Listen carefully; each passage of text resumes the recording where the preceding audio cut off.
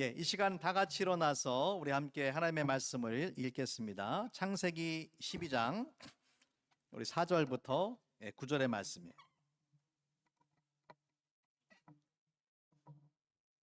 창세기 12장 Genesis chapter 12 verses 4 to 9. 우리 한 목소리로 읽겠습니다. 시작. 아브라함이 여호와의 말씀을 따라갔고 롯도 그와 함께 갔으며 아브라함이 하란을 떠날 때에 75세였더라. 아브라함이 그의 아내 사레와 조카 롯과 하란에서 모은 모든 소유와 얻은 사람들을 이끌고 가나안 땅으로 가려고 떠나서 마침내 가나안 땅에 들어갔더라. 아브라함이 그 땅을 지나 세겜 땅 모래 상수리 나무에 이르니 그때에 가나안 사람이 그 땅에 거주하였더라. 여호와께서 아브라함에게 나타나 이르시되 내가 이 땅을 내 자손에게 주리라 하신지라.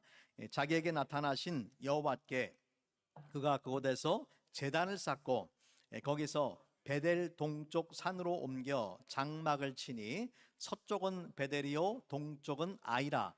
그가 그곳에서 여호와께 제단을 쌓고 여호와의 이름을 부르더니 점점 남방으로 옮겨갔더라. 아멘. 자리에 앉으시기 바랍니다. 믿음의 조상이라 불리는 아브라함에 관한 말씀을 함께 나누고 있습니다. 지난 시간에 우리가 살펴본 것처럼 하나님께서 아브라함을 부르시고 명령하셨어요. 어떤 명령을 내리셨느냐? 내 고향과 친척과 아버지의 집을 떠나서 내가 너에게 지시할 땅으로 가라 라고 명령을 하시면서 명령만 주신 게 아니라 뭘 더불어 주셨는가 하면은 축복의 약속을 주셨단 말이에요. 그래서 이 약속들을 보니까 아브라함 개인을 향한 그런 축복의 약속도 있고요. 또 아브라함의 가정을 향한 약속도 있고, 또 아브라함으로 하여금 큰 민족을 이룬다는 약속도 있고, 또 그것뿐만 아니라 아브라함을 통해서 궁극적으로 모든 민족 열방이 복을 받게 될 것이다라는 그런 약속을 주신 거예요. 그래서 이런 놀라운 축복을 주셨는데, 자, 이러한 축복의 약속이 우리와 무슨 상관이 있습니까? 하나님께서 아브라함에게 주신 축복이잖아요. 그럼 저와 여러분하고 무슨 상관이 있어요? 갈라디아서 3장 말씀해 보니까 우리도 믿음으로 아브라함과 함께 복을 받을 수 있다, 그렇게 말씀을 했단 말이에요. 아브라함에게 주셨던 축복이 누구를 위한 복이라고요? 나를 위한 축복이다.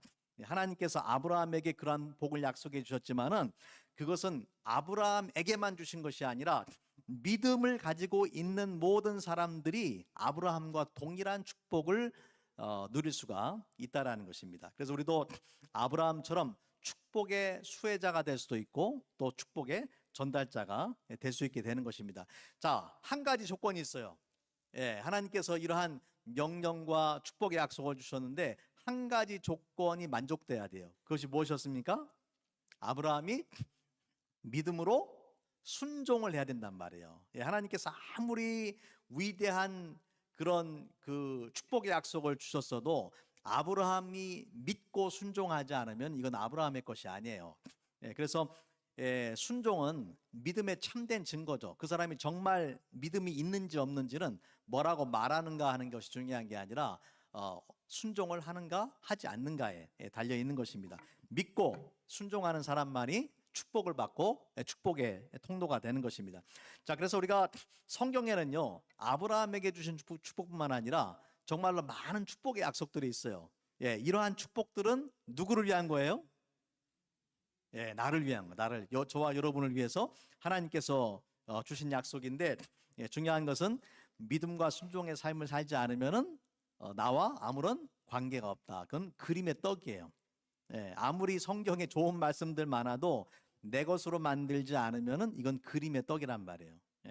자, 오늘 본문인 창세기 12장 4절에 보면요, 아브라함이 하나님의 명령에 순종을 해서 어디로 떠났습니까? 하란을 떠나갔어요. 하란 땅을 떠나갔어요. 근데 그때 아브라함 나이가 몇 세였다고요? 75세였다. 여러분, 신앙에 있어서 나이는 중요하지 않습니다. 물론 이제 그 당시 75세는 아브라함이 75세라는 오늘날하고는 좀 달라요. 예, 아브라함이 175세를 살았어요. 예, 그러니까 75세면은 아직 그래도 뭐 중년 정도에 해당되는 그런 나이죠. 하지만 성경에 보면은요, 중년의 나이에 부름받은 사람도 있고 노년에 부름받은 사람도 있어요. 예, 언제 하나님께서 불러주신다 할지라도 하나님께서 쓰고자 하는 사람은 언제든지 나이에 관계없이 하나님이 사용을 하실 수가 있습니다. 그러니까 여러분도 나는 너무 늙어서 아무것도 못해 이런 말을 하시면은 안 돼요. 하나님께서 사용하시고자 하면 누구든지 들어서 사용하실 수 있는 줄로 믿습니다. 그래서 이제 여기 지도를 보시면은 아브라함의 원래 고향은 어디냐면은 갈대아 우르예요. 여기 이제 오른쪽, 여러분 오른쪽에 보이시는 지점이죠. 이 갈대아 우르인데 여기가 갈대아 우르죠. 이 갈대아 우르에서 가나안 땅, 이 가나안 땅으로 들어가는데 본래 아브라함이 그 아버지 데라와 함께 가나안 땅으로 가기에 출발을 했어요. 그런데 중간에 가기 전에 하란이라는 땅에 가가지고 거주를 하게 됩니다. 하란 땅에 거주하는 동안에 아버지 데라가 죽고, 그리고 난 다음에 이제 하란에서 출발을 해서 가나안 땅으로 도착을 해서, 그래서 오늘 말씀의 5절 말씀에 보면은 드디어 아브라함이 가나안 땅에 들어가게 되죠. 아브라함이 그의 아내 사레와 조카 롯과 하란에서 모은 모든 소유와 얻은 사람들을 이끌고 가나안 땅으로 가려고 떠나서 마침내 가나안 땅에 들어갔더라. 가나안 땅에 이제 입성을 하게 된 거예요. 자, 가나안 땅에 들어갔을 때에 하나님께서 다시 약속을 주십니다. 어떤 약속을 주시느냐? 6절과 7절 말씀해 보니까 아브라함이 그 땅을 지나 세겜 땅 모래 상수리 나무에 이르니 그때 가나안 사람이 그 땅에 거주하였더라. 그 땅은 가나안 사람들의 땅이에요. 근데 여호와께서 아브라함에게 나타나 이르실 때 내가 이 땅을 내 자손에게 주리라 하신지라. 자, 인간적으로 볼 때는요, 이 약속은 불가능해 보이는 약속이에요. 지금 아브라함의 신분은 어떤 신분입니까? 여행자고 이방인이에요. 가나안 땅 사람이 아니에요. 이제 막 가나안 땅에 들어왔는데 하나님께서 아브라함에게 이 땅을 너의 자손에게 주겠다라고 약속을 하셨던 거죠. 자, 이 약속이 이루어졌어요? 이루어지지 않았어요? 이루어졌죠. 이루어져서 결국에 하나님께서 여호수아를 통해서 출애굽한 이스라엘 민족이 여호수아의 인도하에 가나안 땅을 정복하게 되고 지금도 팔레스타인 지역에 유대인들이 거주를 하고 있잖아요. 그래서 여러분 현실적으로 볼 때는 아무리 불가능해 보이는 일이라 할지라도 전지하시고 전능하신 하나님의 약속은 반드시 이루어집니다. 그리고 우리에게 주신 대사명도 마찬가지. 예수님께서 우리한테 예루살렘과 온 유다와 사마리아와 땅끝까지 가서 내 증인이 되라 말씀을 하셨는데 인간적으로는 불가능해 보인단 말이에요. 그러나 하늘과 땅의 모든 권세를 가지신 예수님이 우리와 함께 하시면 반드시 이루어질 줄로 믿습니다. 자, 오늘 본문을 통해서 하나님의 약속을 받은 아브라함이 가나안 땅에서 믿음의 여정을 시작을 하는데 아브라함이 어디를 가든지 두 가지 흔적을 남긴 것을 볼 수가 있어요. 하나는 뭐냐면은 장막이고 또 하나는 제단이에요. 여러분 오늘 말씀의 제목이 장막과 제단이에요. 자, 장막이 상징하는 것이 무엇이고 제단이 상징하는 것이 무엇인가? 오늘 말씀을 통해서 이 장막과 제단의 의미를 우리가 살펴보고 또 우리 신앙의 삶에 적용할 수 있기를 바랍니다. 자, 먼저 장막을 한번 볼게요. 여러분 아브라함이 원래 살던 도시 이름이 뭐라고요? 갈대아 우르다. 다시 한번 같이 한번 해보겠습니다. 갈대아 우르. 갈대아 우르라는 곳에 원래 살았어요. 거기가 고향이에요. 근데 이 갈대아 우르는요, 그 당시에 상당히 큰 그런 도시입니다. 그 당시 문명의 중심지예요. 오늘날로 말하면은 뉴욕이나 LA처럼 큰 도시였어요. 또 발전된 그런 도시였어요. 고고학을 통해서 발견된 유적들을 통해서 보니까 그 아브라함 시대의 갈대아 우르의 그 이제 집들이 발견이 되는데요. 어떤 집들은 2층 집으로 만들어졌고 방이 10개가 되는 그런 집들도 있었어요. 예, 그러니까 그 당시 수준으로 볼 때 굉장히 발전된 그런 문명을 가지고 살았다는 것을 볼 수가 있는 것이죠. 자, 그런데 가나안 땅에 들어온 아브라함은 어디에 살았습니까? 예, 어디에 살았어요? 자, 오늘 말씀해 보니까 예, 자, 8절 말씀해 보니까 거기서 베델 동쪽 산으로 옮겨서 장막을 치니 그렇게 돼요. 장막. 예, 장막을 치고 살았다. 여러분, 장막은 뭐예요? 장막은 텐트예요. 텐트. 예, 텐트는 영구적인 그런 집이 아니라 임시 거처예요. 예, 여기 보시면 이제 이게 베두인의 텐트인데, 예, 그 사막 광야에 사는 베두인족들의 그런 텐트의 모습인데, 예, 아마 이런 비슷한 형태로 이제 텐트를 짓고 그 안에 살아겠죠. 여러분, 텐트가 상징하는 것이, 장막이 상징하는 것이 뭐냐면은 나그네의 삶을 의미합니다. 한 곳에 정착해서 완전한 거주지로 살아가는 것이 아니라 언제든지 다시 걷고 다시 세워서 이동하면서 살아가는 그런 나그네 인생을 상징하는 것이 바로 이 장막이에요. 자, 히브리서 11장 9절과 10절 말씀을 우리 같이 한번 읽어보겠습니다. 시작. 믿음으로 그가 이방의 땅에 있는 것 같이 약속의 땅에 거류하여 동일한 약속을 유업으로 함께 받은 이삭 및 야곱과 더불어 장막에 거하였으니 이는 그가 하나님이 계획하시고 지으실 터가 있는 성을 바랐습니다. 예.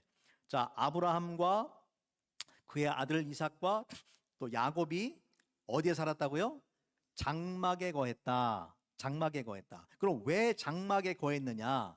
그 이유가 10절에 나오죠. 뭐라고 되어 있습니까?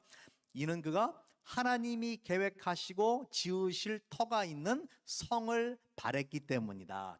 예, 다시 말하자면은 이 땅에 세상에 소망을 둔 것이 아니라 하나님이 계획하시고 지으신 터, 이건 천국이죠. 예, 천국의 영원한 천국의 소망을 두고 이 땅에서 나그네의 삶, 순례자의 삶을 살았다는 거예요. 예, 여러분, 이것이 아브라함의 믿음이에요. 여러분, 저와 여러분도 마찬가지죠. 예, 우리 그리스도인들은 이 땅이 우리에게 영원한 집이 아니에요. 예, 이 땅은 잠시 머물러가는 나그네의 삶이고 순례자의 삶이에요. 예, 우리의 본향은 어디입니까? 우리의 영원한 본향은 어디예요? 예, 천국이 영원한 본향이에요. 여러분의 영원한 본향은 한국이 아니에요.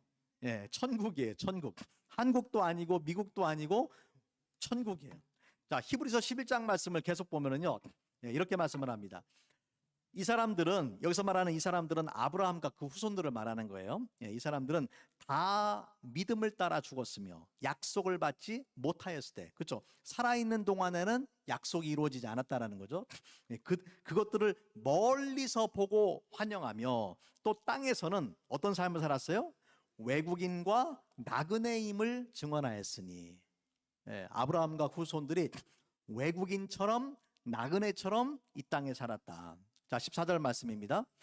그들이 이같이 말하는 것은 자기들이 본향 찾는 자임을 나타남이니라. 예, 본향을 찾아가는 인생을 살았다라고 그렇게 말하는 거예요. 예, 그들이 나온 바 본향을 생각하였다면 돌아갈 기회가 있으려니와. 자, 그들이 나온 본향이 어디입니까? 갈대아 우르죠. 갈대아 우르 출신이잖아 본래. 예, 그들이 나온 본향을 말하는 게 아니라, 자, 16절 말씀, 그들이 이제는 더 나은 본향을 사모하니. 더 나은 본향은 어디예요? 천국이죠. 하늘에 있는 것이라. 예, 그러니까 저와 여러분도 한국이 본향이 아니라 더 나은 본향, 천국을 사모하면서 이 땅에 사시기 바랍니다. 예, 하늘에 있는 것이라. 이러므로 하나님이 그들의 하나님이라 일컬음 받으심을 부끄러워 아니하시고 그들을 위해서 한 성을 어떻게 하셨어요? 예비하셨느니라. 예, 이 땅에 살아가는 동안에 이 세상을 여기가 내 고향이다 라고 생각하지 않고 더 나은 본향, 하늘의 천국의 소망을 두고 살아가는 아브라함과 그 후손들을 향해서 하나님께서 한 성을 예비해 주셨다라고 그렇게 말씀을 합니다. 그래서 저와 여러분도 마찬가지예요. 우리 중에서 많은 사람들은 한국 땅을 떠나서 전 세계에서 가장 강력하고 가장 축복되고 가장 잘 사는 나라 미국에 살고 있잖아요. 그러나 한국도 미국도 우리의 본향은 아니다. 우리가 돌아갈 본향은 어디입니까? 오직 천국입니다. 우리가 진정 사모해야 될 본향은 하나님이 예비하신 영원한 천국인 것을 믿으시기 바랍니다. 자, 그렇다면은 우리가 나그네 인생, 순례자의 짧은 인생을 이 땅에서 살아가면서 어떻게 하면 성공적인 나그네 인생을 살아갈 것인가, 우리가 생각을 해보기 원합니다. 두 가지를 제가 말씀드리기 원하는데, 첫 번째는 뭐냐면요, 세상에 미련을 두지 말아야 돼요. 세상에 너무 많은 미련을 두고 살면 안 돼요. 하나님을 알지 못하는 사람들과 똑같은 동일한 삶의 목적과 가치관을 가지고 우리가 살아간다면 우리는 이 땅의 나그네가 아니라 이 땅에 평생 살 것처럼 살아가는 거민처럼, 주민처럼 살아가는 거예요. 하지만 예수님께서 요한복음 17장에 보면은요, 너희가 세상에 살지만 세상에 속한 자가 아니다, 그렇게 말씀하셨어요. In the world but not of the world. 세상에 있지만 세상에 속해 있지 않다. 그래서 우리가 이 세상이 마치 영원한 것처럼 세상의 것들의 욕심을 가지고 또 세상에 미련을 두어서는 안 된다라는 것입니다. 여러분, 여행자는요, 여행을 많이 해보신 분들은 알겠지만 여행자는 짐을 가볍게 쌉니다. 짐을 무겁게 싸면 안 돼요. 제가 전에 섬기던 교회에 그 어떤 의사 한 분이 눈 수술을 한다고 달라스로 왔어요. 근데 마침 제가 달라스에 있어가지고 공항에 마중을 갔어요. 그러니까 우리 성도죠. 공항에 마중을 갔어요. 2박 3일을 눈 뭐 수술한다고 간단한 수술이에요. 그래서 왔는데 공항에 가서 제가 깜짝 놀랐어요. 왜 놀랐냐면은 2박 3일 지금 잠깐 머물러 왔는데 이민 가방 2개를 가지고 왔어요. 뭘 그렇게 많이 넣는지 모르겠어. 2박 3일 여행을 하는데 뭐 이민 가방을 2개를 가지고 와요. 다 필요 없는 것들이거든요. 우리가 여행을 효율적으로 잘 하기 위해서는 짐이 많으면 안 돼. 심플 라이프를 살아야 돼요.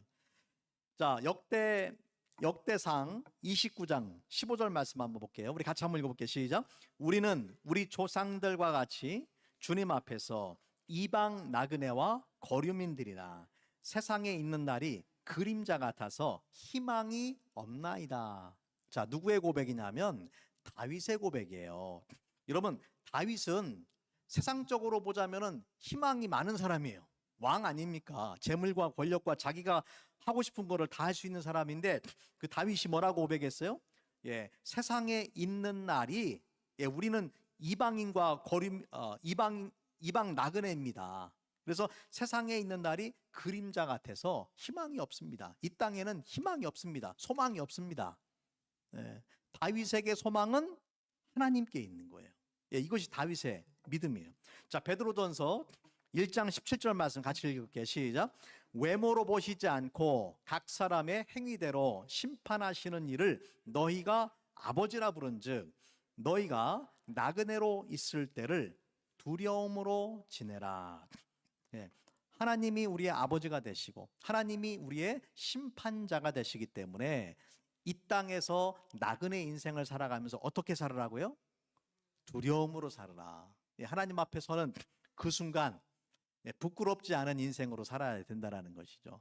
그래서 우리 믿음의 사람은 나그네 인생을 잘 살려면요, 이 땅에 대한 미련과 이 땅에 대한 욕심을 버려야 됩니다. 마치 이 땅에서 영원히 살 것처럼 그렇게 착각하고 사는 사람은 어리석고 미련한 그런 사람이죠. 자, 그럼 어떻게 살아야 되느냐? 영원한 천국에 소망을 두고 살아야 돼요. 순례자는요, 집을 떠나서 무조건 방황하는 방랑자가 아니에요. 방랑자가 아니라 자기가 어디로 가고 있는지를 아는 사람이 순례자예요. 또 다른 집을 향해서, 본향을 향해서 우리가 가고 있다라는 것이죠. 우리에게는 최종 목적지가 있어요. 어디로 가는지 모르고 그냥 방황하는 게 아니에요. 우리에게 최종 목적지는 어디입니까? 천국이죠. 다 천국에 입성을 해야 된단 말이에요. 그래서 이 최종 목적지에 소망을 두고 곁길로 가지 말고 흔들림 없이 우리가 살아가야 되는 것입니다. 여러분, 천국 소망을 가지고 살아가는 사람은 이 땅에서 살아가는 동안에 아무리 힘들고 어려운 일이 있어도 우리가 넉넉히 이겨낼 수가 있어요. 왜냐하면은 그것은 잠깐 지나가는 일이에요. 육신의 질병도, 경제적인 어려움도, 관계의 문제도 잠깐 있다가 지나가는 것뿐이, 그건 영원한 것이 아니에요. 그래서 우리는 어떤 어려움들도 우리가 이길 수가 있어요. 또한 천국 소망을 가지고 이 땅을 살아가는 사람은 이 땅을 살아가는 동안에 천국에 들어갈 준비를 하면서 살아가야 돼요. 여러분, 천국 갈 준비 되셨어요? 어떤 준비를 해야 되겠습니까? 믿음의 눈을 떠서 영원한 천국을 바라보고 하나님 앞에 서는 날 우리가 부끄럽지 않은 인생을 살아야 돼요. 하나님께서 우리한테 물으실 거 아닙니까? 너는 뭐 하다 왔니? 뭐 하다 왔니? 그럼 뭐라고 대답하시겠어요? 먹고 마시고 여기도 가보고 저기도 가보고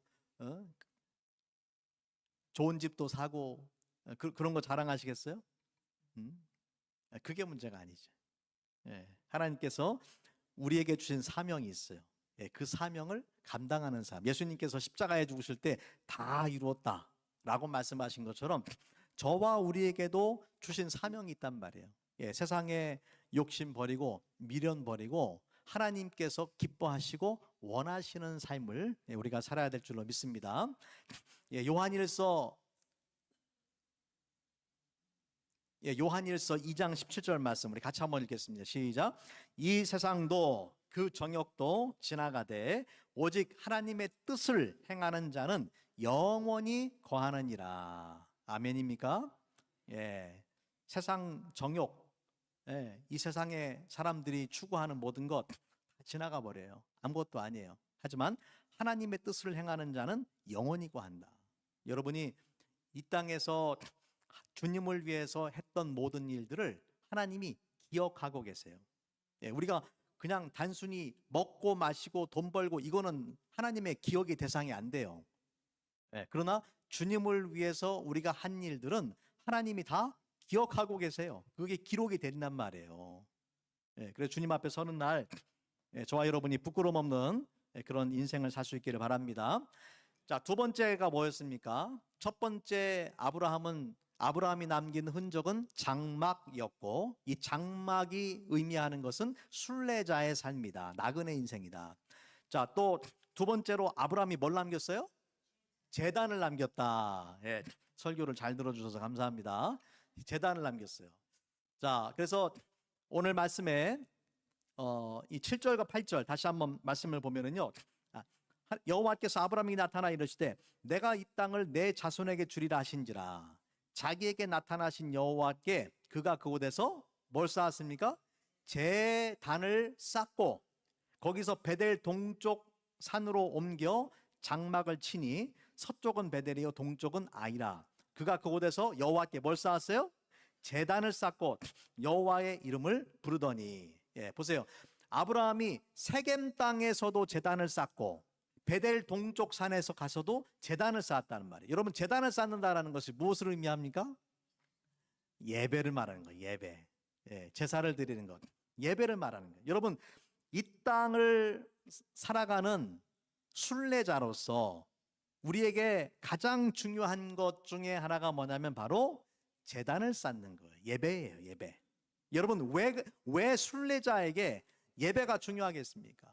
예배는 우리의 소망이 하나님께 있다라는 고백이에요. 예배는 우리의 삶의 주인이 하나님이라는 그런 우리의 삶의 고백이에요. 그렇기 때문에 예배에 성공해야지 우리가 성공적인 나그네의 삶, 성공적인 순례자의 삶을 살 수가 있어요. 예배를 통해서 우리는 하나님께 집중하게 됩니다. 우리의 시선을 하나님께 향하게 되고 우리의 귀를 하나님께 향하게 되는 거예요. 예배가 예배를 통해서 우리가 하나님을 찬양하고 경배하고 감사하고 그분의 말씀을 듣고 또 믿음으로 순종하는 삶을 살아가게 되는 것이죠. 예배를 통해서 하나님의 사랑과 능력을 우리가 경험을 하고 예배를 통해서 우리가 하나님을 사랑한다라는 것을 고백하고 표현하는 거예요. 예배를 통해서 성령의 충만함을 받고 우리 인생을 향한 하나님의 뜻과 계획을 발견하고 세상을 이기는 담대한 믿음으로 살아갈 수가 있는 거예요. 예배에 성공해야 우리가 성공적인 나그네의 삶, 성공적인 순례자의 삶을 살게 되는 것입니다. 자, 반면에 예배에 성공하지 못하면 어떻게 되느냐? 예배에 성공하지 못하면은 결코 우리는 성공적인 순례자, 성공적인 나그네의 삶을 살 수가 없어요. 장막만 있고 제단이 없어요. 예, 참 그림을 제가 깜빡했는데 보세요. 아브라함이 뒤에는 뭐가 있습니까? 장막이 있고 앞에 뭐가 있어요? 제단을 쌓는 거예요. 예, 장막과 제단. 예. 자, 보세요. 그런데 장막만 있고 제단이 없다고 생각해 보세요. 그럼 어떻게 되겠어요? 우리는 그저 세상을 떠도는 방랑자에 불과합니다. 예, 우리의 소중한 인생을 소비하고 낭비하는 거예요. 하나님 앞에 집중하기보다는 세상의 소리에 귀를 기울이고 세상이 주는 달콤한 유혹과 육신의 정욕에 빠져서 하나님으로부터 점점 멀어지게 되고 하나님께서 우리에게 주신 소중한 인생을 허비하고 낭비하면서 살아가게 되는 것입니다. 여러분, 예배를 통해서 하나님께 집중하시기 바랍니다. 예, 아무리 바빠도 예배에 목숨을 거세요. 예배에 목숨을 걸어야 돼요. 예, 이 예배에는 개인적인 예배도 있고 공동체의 예배가 있어요. 둘 다 중요합니다. 네, 우리가 함께 드리는 예배도 중요하고 아브라함처럼 하나님 앞에 제단을 쌓는 것도 중요합니다. 여러분, 예배가 무너지면은 신앙이 무너져요. 우리 신앙의 중요한 기준이 여러 가지가 있지만 그 중에 하나가 뭐냐면 예배예요.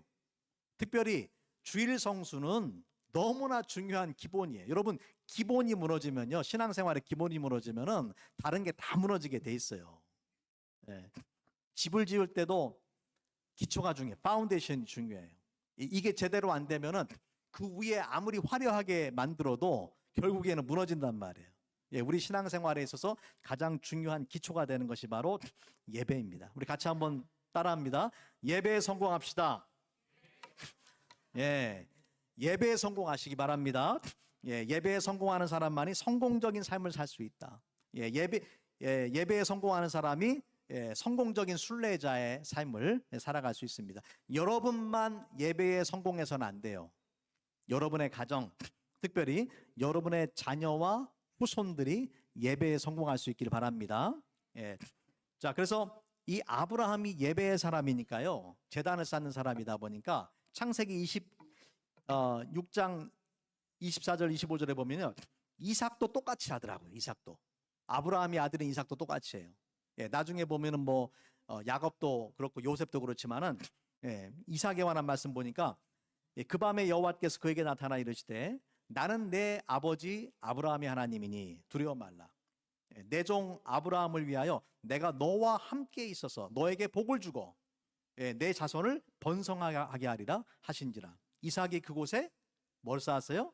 제단을 쌓고 여호와의 이름을 부르며 거기 장막을 쳤더니 이삭의 종들이 거기서도 응원을 받더라. 보세요, 이삭도 뭘 만들었어요? 제단을 만들고 장막을 만들었다라고 그렇게 말씀을 합니다. 우리 요한복음 4장 23절 24절 우리가 잘 아는 말씀인데 같이 한번 읽겠습니다. 시작. 아버지께 참되게 예배하는 자들은 영과 진리로 예배할 때가 오나니 곧 이때라. 아버지께서는 자기에게 이렇게 예배하는 자들을 찾으시느니라. 하나님은 영이시니 예배하는 자가 영과 진리로 예배할지니라. 예. 자, 하나님이 찾으시는 사람이 있어요. 누굽니까? 예. 영과 진리로 하나님을 예배하는 사람을 하나님이 찾으신다. 예. 저와 여러분이 하나님이 찾으시는 그러한 예배자가 되기를 바랍니다. 예, 자, 오늘 말씀을 정리하겠습니다. 아브라함은 어디를 가든지 장막과 제단을 함께 세웠어요. 예, 이 말은 아브라함이 하나님을 예배하는 순례자였다라는 걸 말하는 거예요. 이 땅에서 순례자의 삶을 살아갔지만 아브라함의 시선은 누구를 향해 가 있어요?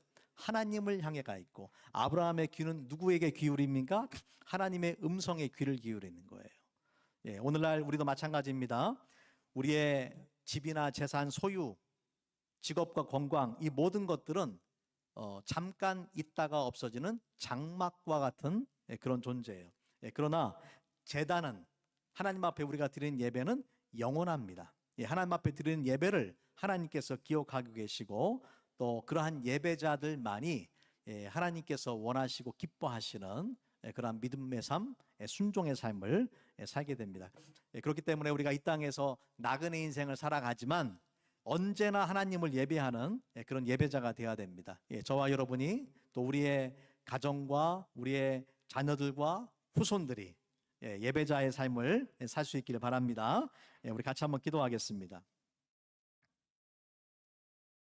이 시간에 같이 한번 우리 묵상하며 기도할 때, 주님, 짧은 인생을 이 땅에서 살아가면서 우리가 세상에 속한 사람으로 살아가지 않고 영적인 순례자의 삶을 살아가게 하여 주시옵소서.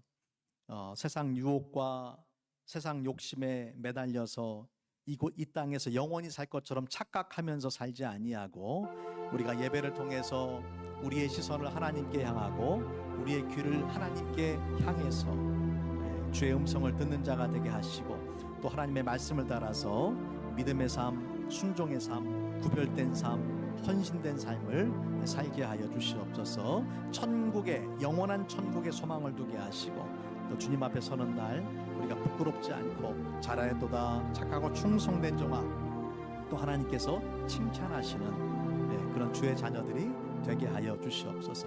남은 인생 예배에 집중하고 예배를 소중히 여기고 예배에 목숨을 거는 자가 되게 하여 주시옵소서. 나뿐만 아니라 나의 가정이, 나의 자녀들이, 나의 후손이 하나님을 예배하는 성공적인 순례자의 삶을 살게 하여 주옵소서. 우리 같이 한번 이 시간에 통성으로 같이 한번 기도하겠습니다. 할렐루야. 아버지 하나님, 감사와 찬송 영광을 주님 앞에 드립니다. 우리에게 주신 오늘 말씀을 붙잡고 함께 기도합니다. 짧은 인생을 살아가면서 하나님, 세상의 것이 전부인 줄 알고 착각하고 살아가는 어리석은 자가 되지 말게 하여 주시옵소서.